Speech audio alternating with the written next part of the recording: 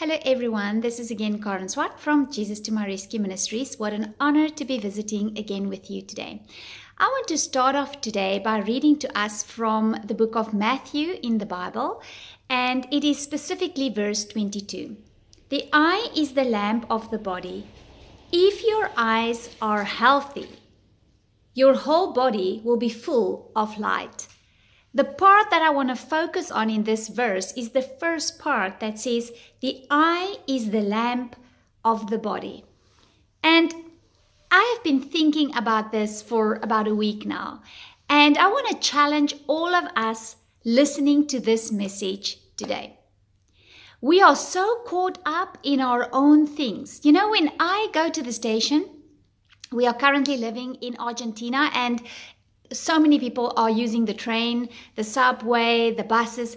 So when I'm actually making use of public transport, what happens is you look around you, and I want to say round about 80 to even 90% of people, and that includes little children, are actively involved on their cell phones.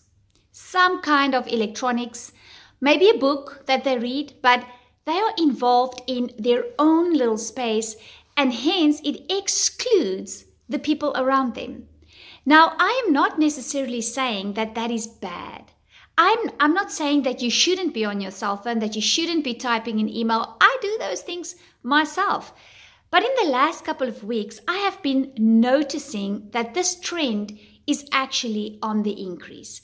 And it made me wonder, if we are interested in what is happening in somebody else's life, we need to take the time to actually make contact with that individual. Turn to that individual, speak to that individual. Now, if it's a stranger, I know it's a bit harder for many people, but a simple good afternoon, how has your day been, makes the world's difference. It gets a conversation going. You know, back in the old days, when my parents grew up, they will tell us that is how people communicated. That's how networking took place, by actually speaking with one another and finding out how people are. It wasn't just networking for the sake of business, like you can do something for me, I can do something for you. It was networking in the sense of friends forever, connections forever. If I need you and I press on that bell, you are there, not just because you can get something from it. And it made me wonder, in how many homes, family homes, is this happening? Dinner table, parents get home, kids want to share, everybody is so busy and then still caught up in technology that we miss each other. And I'm not just here referring to we miss each other in terms of technology. I'm referring to the fact that we make time to actually just come and sit down from the kitchen, from wherever we are, just sit down for 15 minutes and look your wife or your husband or your children in the eyes and see what is happening in their lives. Because the Bible tells us that the eye is the lamp of the body. So when we sit down and we actually just connect with people by looking into their eyes, stories will be told without even one word being spoken. Guys and girls, this is really critical.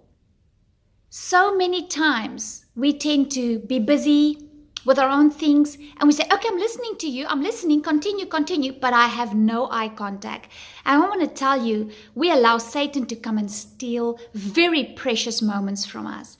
And then we end up saying, I never knew that was happening in her life, his life, or our children's lives. But when we take the time to sit down and actually look at each other, into each other's eyes, we will start seeing what's wrong. And we can talk about those things, pray about those things. So I want to encourage you today. Make at least 15 minutes to start off with, preferably longer, a day where you sit down with your family. Look them in the eye, all other things aside, and let them talk to you and tell you what is happening in their lives, and look into their eyes. Because I'm telling you, stories will be told, issues will be resolved. And, we had a church, or we attended a church in Pretoria. And in this church, our pastor used to say he would get home and they would have a gathering and they would talk about the good, the bad, and the ugly of each and every day. And everybody had that opportunity to share. It takes 10 minutes, but it gets into a lovely conversation and you will start to know what's happening in each other's lives. And I want to encourage you to go and do that. So that's my story and message for today. Be blessed, lots of love, and remember, you are special and Jesus loves you. Bye-bye.